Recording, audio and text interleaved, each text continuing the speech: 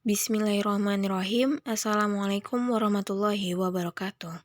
Saya Atiatul Khairiyah dari jurusan Hukum Keluarga, Fakultas Hukum dan Syariah, Universitas Islam Negeri Sultan Syarif Kasihan Riau akan mempresentasikan materi tentang mazhab teori dan aliran hukum. A. Teori mazhab tentang hukum. Teori hukum hakikatnya adalah suatu keseluruhan pernyataan yang saling berkaitan dengan konseptual aturan-aturan hukum dan putusan-putusan hukum, dan sistem tersebut untuk sebagian yang penting dipositifkan.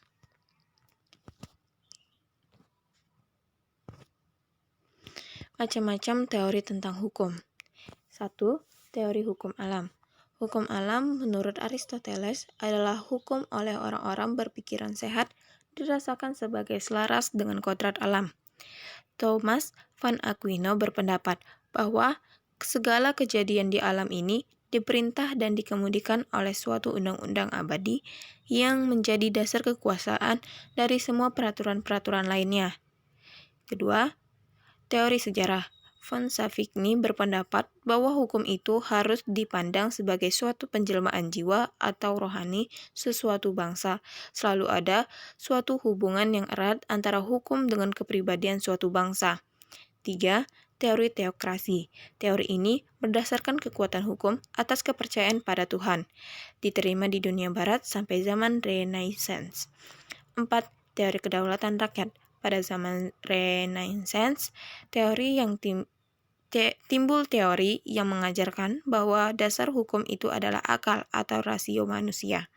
Menurut aliran rasionalisme ini, bahwa raja dan penguasa negara lainnya memperoleh kekuasaannya itu bukanlah dari Tuhan tetapi dari rakyatnya.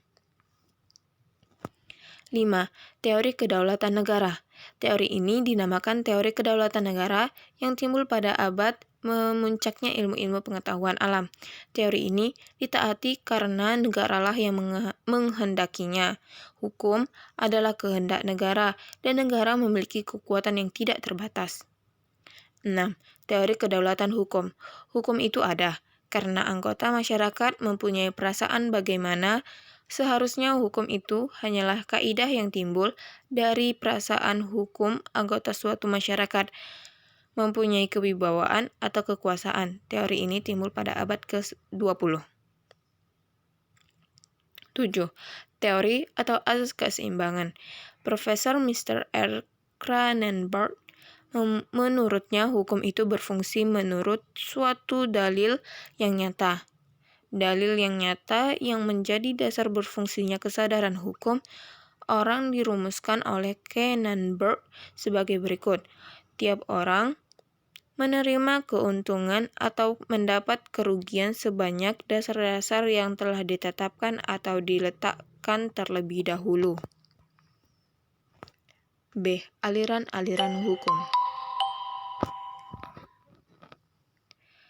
1. Aliran positivisme hukum. Aliran positivisme hukum atau aliran legitimisme berkembang pada abad ke-19 setelah kepercayaan kepada ajaran hukum alam yang rasionalistik ditinggalkan orang sebagai akibat pengaruh aliran kultur historic school. Prinsip utama menurut aliran positivisme adalah 1. Hukum yang ditetapkan dalam undang-undang, maka hanya peraturan perundang-undangan yang disebut hukum. 2. Hukum kebiasaan tidak dapat diterima sebagai hukum yang sungguh-sungguh. Ajaran positivisme juga memperkuat aliran legisme, yaitu suatu ajaran yang menyatakan bahwa ada hukum di luar undang-undang. Undang-undang juga menjadi sumber hukum satu-satunya.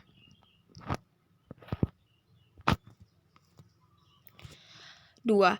Aliran hukum murni. Menurut asal-usulnya, aliran hukum murni merupakan pemberontakan terhadap ilmu hukum ideologik yang hanya mengembangkan hukum sebagai alat pemerintahan negara-negara totaliter.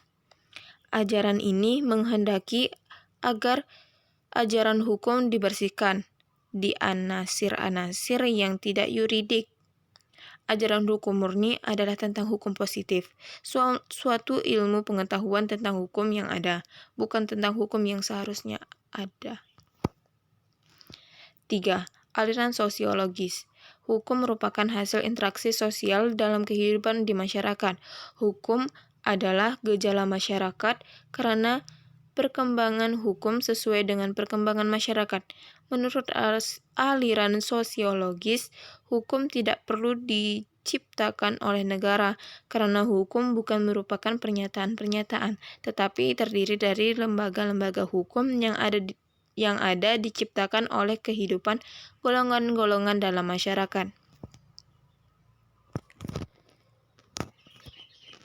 4. Aliran realisme hukum. Pemikir hukum realis pragmatis, yaitu aliran pemikiran yang menitik beratkan perhatian terhadap penerapan hukum realis dalam kehidupan bermasyarakat, berbangsa, dan bernegara. Menurut Oliver Wendell Holmes dalam karangannya The Path of Law, menyatakan bahwa hukum bukanlah apa yang tertulis, tetapi hukum yang sebenarnya adalah hukum yang dijalankan. Aliran hukum realisme ini menjadi dasar sistem hukum Anglo-Saxon di Amerika. Sekian dari saya, terima kasih. Wassalamualaikum warahmatullahi wabarakatuh.